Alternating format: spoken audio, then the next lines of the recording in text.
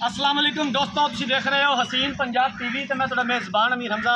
दोस्तों सब तो पहले अपने चैनल हसीन पंजाब टीवी को करो सबसक्राइब ते नाल लगे बैल का बटन दबाओ ताकि साड़ी हर नई आने वाली वीडियो साढ़े वीरों तक आसानी नाल पहुँच सके और तुसी वो वीडियो देखो सब तो पहले।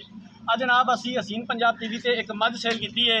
आसम साहब ने जनाब फैसलाबाद तो उन्होंने भाई ने रजा साहब जिन्होंने इतने मझ रिसीव करनी है। भाई होरी खुद नहीं आए, बयाना कर दिता सी। अज भाई होरां नूं भेजिया, डाला भी उन्होंने खुद भेजिया। कैमरा मैन साहब झोटी दिखाते ने, गब्बन झोटी है, पहला सुबह झोटी ने सुने लोड कराई खलोती है जनाब। माशाल्लाह अल्लाह ताला इनके साह लंबे करे। ये आसम भाई होरां दे ते रजा भाई होरां दे नसीबां च करे।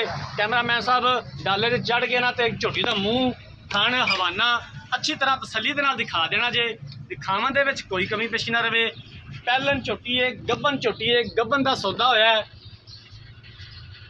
थना दियां धारा मार के आसम भाई नूं सेंड कीतियां ने, अपनी पूरी तसल्ली की है। अल्लाह ताला जनाब इहदे साह लंबे करे, ये भाई होरां दे नसीबां च करे। फैसलाबाद तो आसम भाई ते रजा भाई उन्होंने जानवर खरीदया है। बड़े प्यारे सबसक्राइबर ने, बड़े प्यारे साडे वीर ने, चाचे जी होरी आए ने।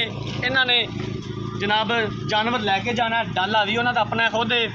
असी उम्मीद करांगे कि साडी अज वाली वीडियो साडे वीरां भरावां नूं पसंद आई होगी।